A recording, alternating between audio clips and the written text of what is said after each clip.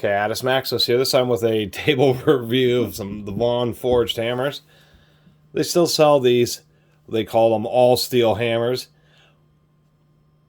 At least in this style. It seems like this black kind of more... I mean, these both have straight claws, which are known as ripping hammers. But I think this is like their pro ripper or something like this. They don't actually sell... They sell ones with similar heads, but not this particular all black one. I'm going to say the name wrong a million times. Vaughan, even though it's properly says is Vaughn. Do kind of like how they forged the name into it. Like this one, which is a 15 or 16-inch heavy 28-ounce framing hammer. Pretty thick beam, even if we compare to the traditional Estwings, which is who really popularized forged steel beam hammers, even though Husky and Stanley and just about everybody, including Vaughn, has them now. Estwing is really who popularized them.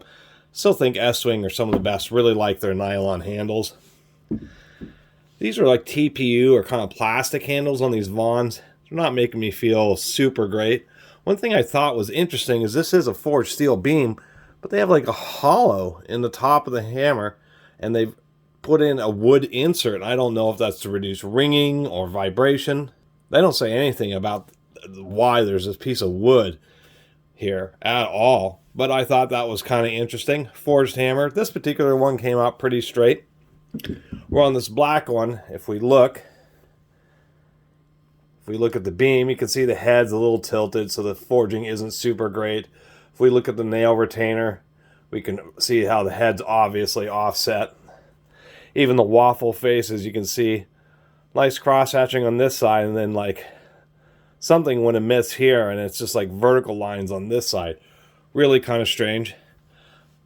Kind of like the idea of having the magnet, so you can just put a nail in there, get it started, and then hammer it in. One of the best features, I think, is this side puller here, where you just get a whole bunch of extra leverage, where you can get just the head of the nail going from the side to get it pulled out some and started, and, you know, larger nails.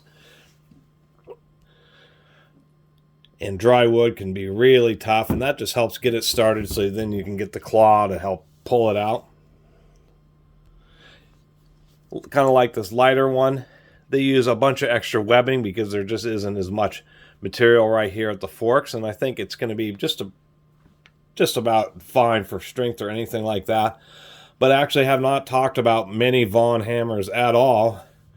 Picked a couple of these up at a garage sale, and I said, wow, these things are brand new. And Vaughn hammers are like 40-45 bucks a piece or something at the stores.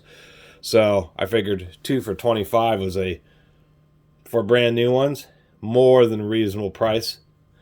Some things I thought were a little funky once again is the handles here, and kind of the choice of having an extra thick beam. I guess that's just to make it extra heavy duty if you're really standing on it.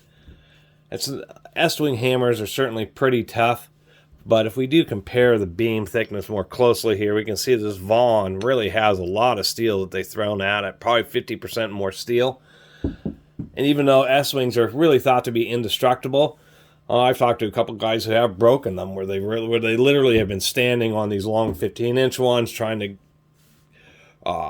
price the material apart, and actually have had the handles snap on them. It's extremely rare. Kind of like the idea that Estwing has ones so like this, which allow you to pick up lumber and adjust 2x4s. And they're kind of pointed out. I'm not just picking on Vaughn for having a head that's a little cantered to the beam, because we can see on this Estwing here, we have the same issues. There's the beam, and we can see the head's a little cantered over. So when it comes to these forged beam hammers, if you really want ones that have really straight heads, it's kind of hit or miss when it comes to these hammers. And so you may be better off actually picking one up from the store. That way you can actually take a look at the particular unit that you're going to be purchasing, just so you can get one that's on the higher end of the quality control spectrum. Now, one of the reasons Estwing does use the thinner beam is it just allows them to focus more of the material and the weight at the head of the hammer, allows them to actually achieve a better balance. But you can tell, you know, when you press on them, you do get a bit of flex out of these Estwings doing it this way. And I can tell you with this Vaughn, with this blue one, with its extra thick beam, really is pretty rigid. Definitely is a very strong and heavy duty. And being a 28 ounce, I mean, that's just a heavy period hammer. And even this Pro Ripper really just has, they've put a lot of steel in that beam. And it really is a pretty rigid hammer. Even though this one I think is only a 17 ounce. I kind of like the idea of this hammer, and especially, once again, it's not so much the nail starter, but just having this little side puller where you just get, you know, extra leverage. I mean, it's much closer to the center line of the fulcrum than the forks are. I think that's actually a pretty neat idea. I think the only thing I would really could really say is, like, if we compare the waffle faces, Estwing does do a really good job on their waffle faces. Really nice sharp pyramids.